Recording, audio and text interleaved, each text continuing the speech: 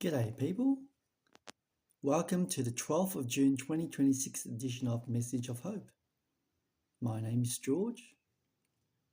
Let me tell you about a Sydney-sider, a renter named Brianna O'Brien. She put an Australian flag in her window, you see. Much to her surprise, her landlord's agent asked her to take it down. Because the concern, and I'm not making this up at all, was that the flag might make the property a target. Who would have thought it back? Well, she pushed back, and shortly after, a rent increase notice arrived. And that's from $550 a week to $600. Now, of course, the real estate agency said publicly the two events were unrelated, that the increase simply reflected market conditions. Maybe. And to be fair, we don't know the full story. That's the fact. What I know is that the story landed on Channel 10. The landlord eventually withdrew the flag request and the rent increase was dropped. So you might try that next time. But here's what stayed with me, after I watched that video. Brianna didn't know any of that was coming when she pushed back. She didn't know the story would go public. She didn't know the landlord would back down. But she just knew the flag was hers. And she held the line before she knew how it would end.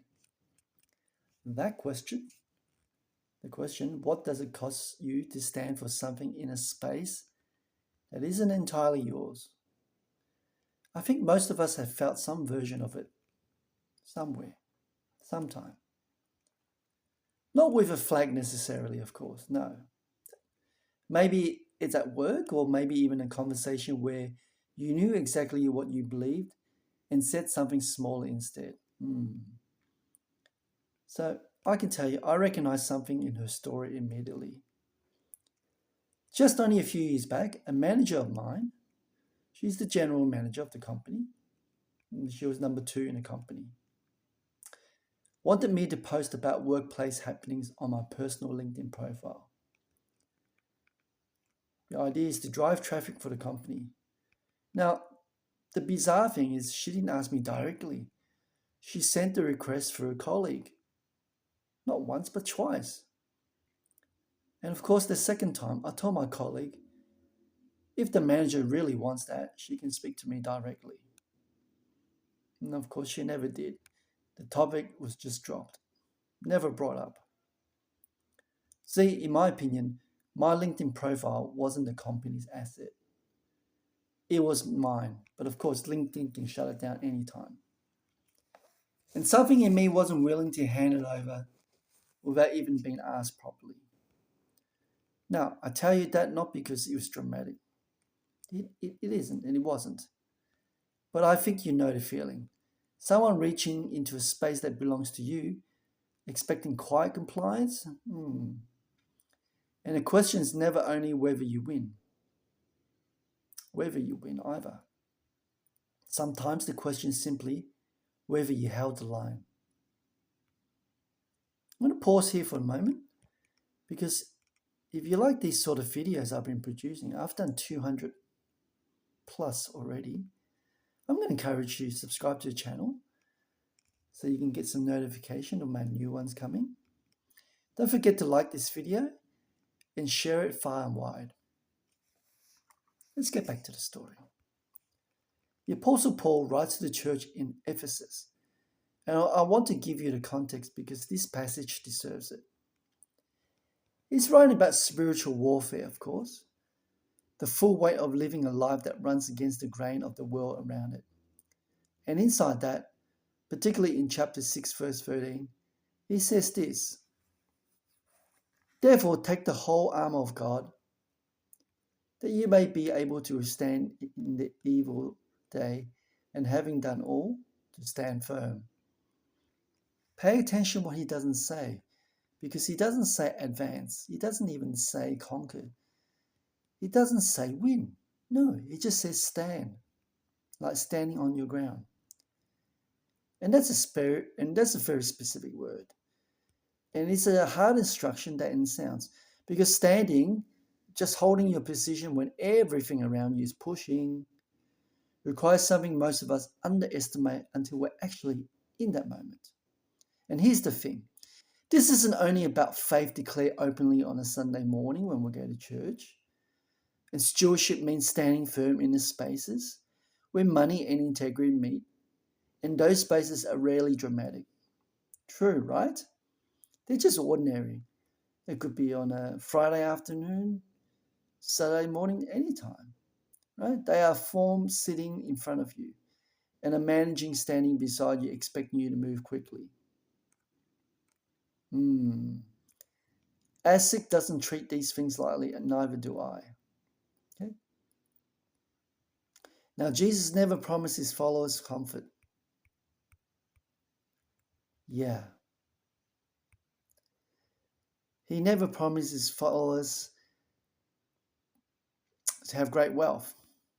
After all, John 16, verse 33, in the world you will have tribulation, and not might, but will.